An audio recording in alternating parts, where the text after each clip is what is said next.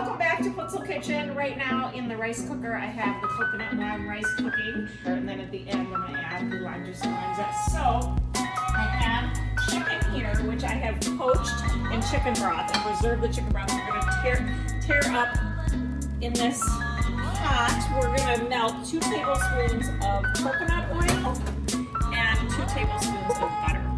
So the coconut and the butter have melted, and now I'm going to add chopped onion. And we're going to saute that until it is nice and translucent, a little golden brown and delicious.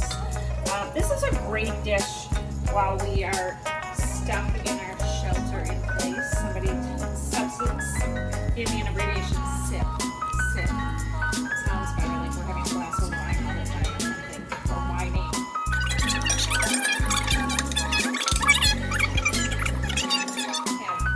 Garlic cloves, that are minced. That usually ends up to the equivalent to 2 teaspoons, and just stir that together.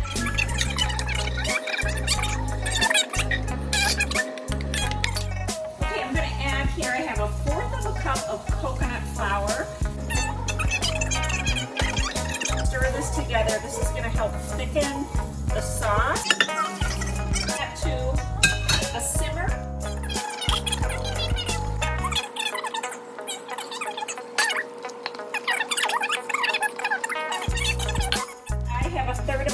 Mango chutney. I love the Stonewall Kitchens brand. It's great, and I love it because they don't use corn syrup. That's a big no-no in my house. So this is 1/3 of a cup, and I'm just gonna mix this in.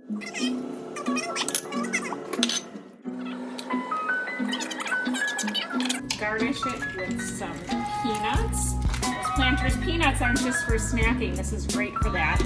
And then some toasted sesame seeds. If you don't have toasted, you just have sesame seeds, you can toast them in a pan. And this is full, nice and golden. And I'm gonna add a little bit of cilantro for garnish. You can tear up the leaves or add them however you like. But doesn't that